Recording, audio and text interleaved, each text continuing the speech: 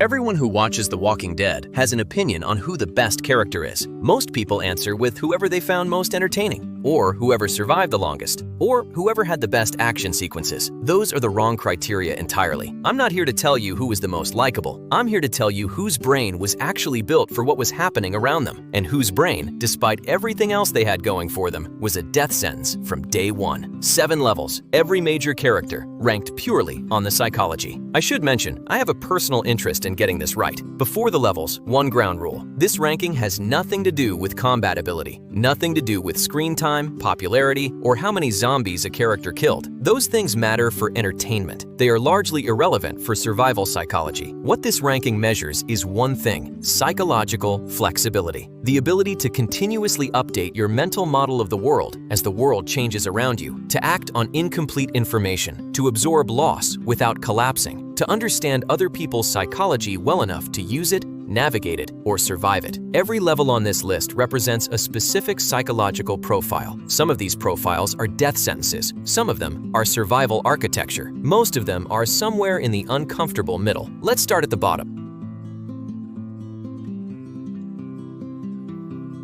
Level 1 isn't about weakness, it's about a specific kind of psychological immobility, the complete inability to update a worldview when the world changes. Ed Pelletier is the clearest example in the show's entire run. His psychology was built entirely around dominance in a world with rules. Rules about who was in charge, who deferred to whom, what power looked like. The apocalypse didn't just threaten his physical safety, it deleted the entire framework his identity depended on. There's a documented pattern in disaster psychology called worldview rigidity, the phenomenon where individuals whose identity is tightly bound to a specific social structure become functionally incapacitated when that structure collapses. They don't adapt because adaptation would require them to become someone different, and that cost is psychologically unbearable. Ed never made it to the real threat because his brain was already failing at the most basic update the situation demanded. Level 1 characters aren't killed by zombies. They're killed by their own refusal to become someone the situation could use. Z-note: I recognized some of this in myself. Not the dominance part, the rigidity part, the assumption that the rules I'd learned still applied. They didn't.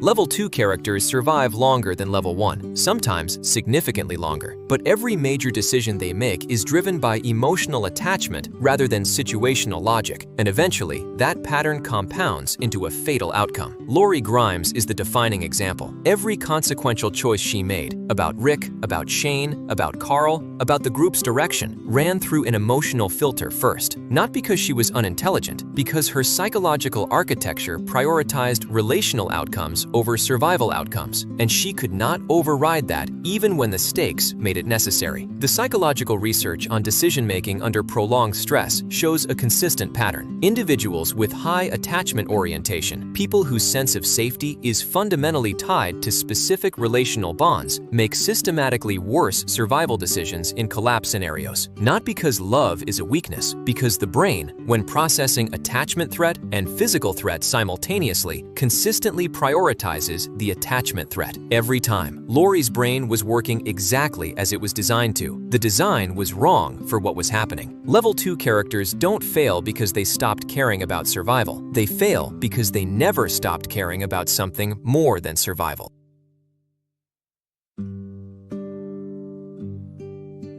Level 3 is the most interesting failure on the list because it doesn't look like failure, not for a long time.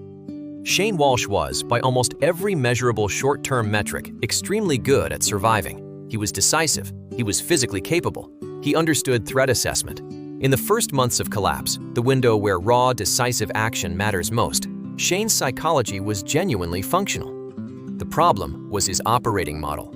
Shane's entire psychological framework was zero-sum. Every situation was a competition with a winner and a loser. Every relationship was a hierarchy. Every group decision was a power transaction. That model works in certain environments. It catastrophically fails in the specific conditions of long-term collapse, where survival is a collective problem requiring trust, cooperation, and the ability to let other people be right. Shane couldn't build genuine alliance because genuine alliance required him to conceive of situations where someone else's leadership wasn't a threat to his. He couldn't do it.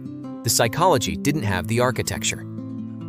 There are a lot of Shanes in real collapse scenarios. They're extremely visible in the early phase. They're usually dead or dangerous by month 6.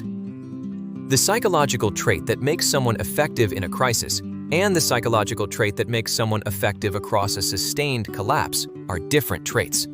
Shane had the first one. He never developed the second.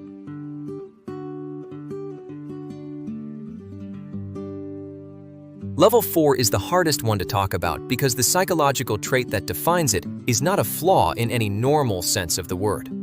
Glenn Rhee was one of the most functionally competent characters the show produced. Adaptable, intelligent, morally clear, genuinely brave in ways that weren't about aggression. His psychological profile in almost every category was strong. The vulnerability was specific. His attachment to the people he loved created a predictable pattern that could be identified and exploited by anyone paying attention. His decision-making became readable. Under sufficient pressure, directed at the right target, his behavior became almost perfectly foreseeable. In behavioral psychology, this is called a predictable attachment profile, the phenomenon where an individual's otherwise adaptive loyalty creates an exploitable consistency in their choices. A sophisticated threat doesn't need to overpower a level 4 character. It just needs to correctly identify what they won't be able to walk away from. The show understood this about Glenn. The most painful parts of his arc were painful precisely because his psychological profile was so intact. He didn't die because he failed. He died because he succeeded at being exactly who he was in a scenario specifically designed to punish that. Level 4 isn't a condemnation. It's a warning. The cleaner your psychology, the more readable you become.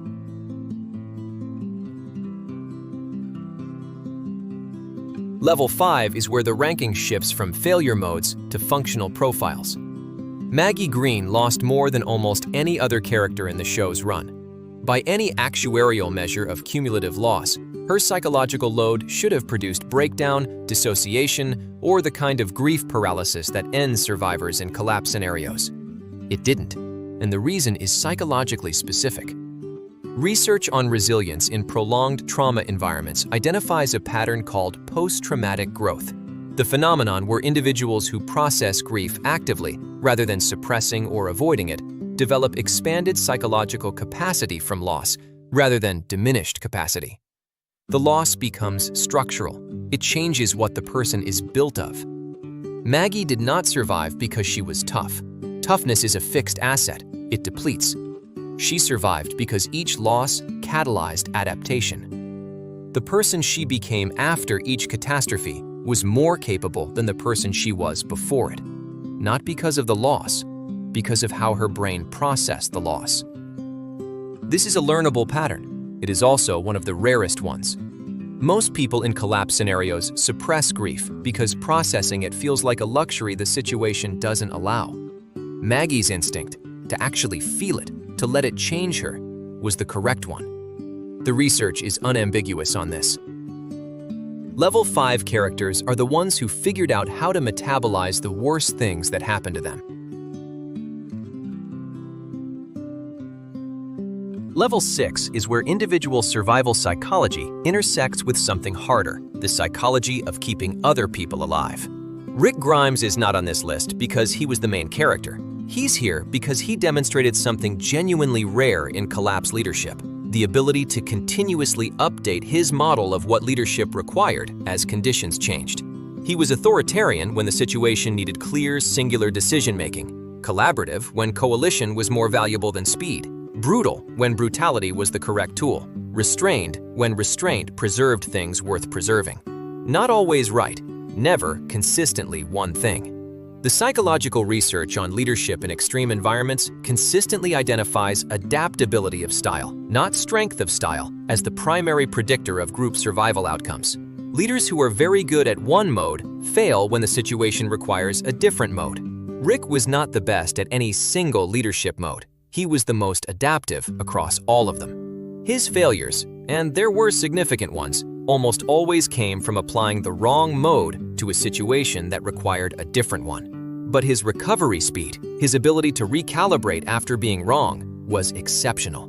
Level 6 isn't about being the strongest leader. It's about being the leader whose psychology can keep updating when everything around it is trying to shut that process down.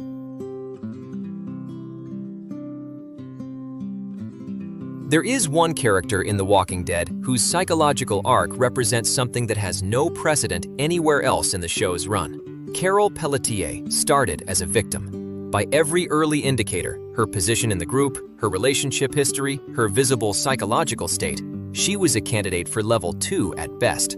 The data did not suggest level 7. What happened instead is one of the most psychologically accurate character developments in the genre. Carol didn't just survive. She systematically identified every assumption other people made about her and converted those assumptions into operational advantages. The terrified housewife was a tool she could deploy when it was useful. The cold operative was available when the situation required it. She moved between these modes with a fluidity that suggests something very specific in the psychological literature. Researchers studying high-functioning survivors in extreme environments use the term identity flexibility, the capacity to perform different versions of the self strategically without losing the core cognitive clarity that makes the performance useful. It is the opposite of the worldview rigidity that defines level 1. It is the complete version of the adaptability that defines level 6. Carol's psychology was not built for the world before the collapse. It was built by necessity through specific experiences for exactly the conditions the collapse created. She weaponized her own history.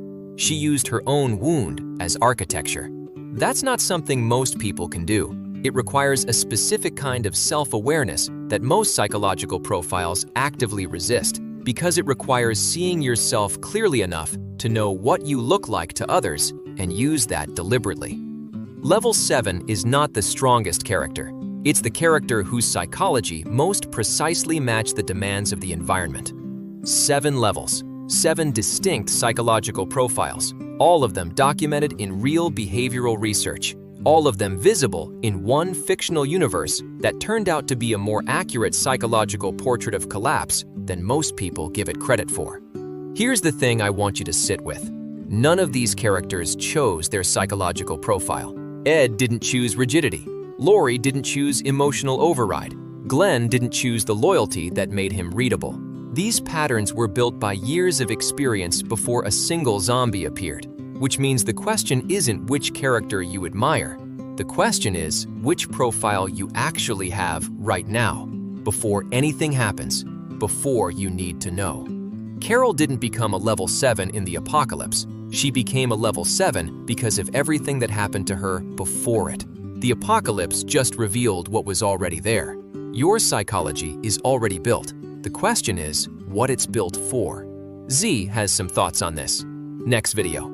Know what kills you before it does.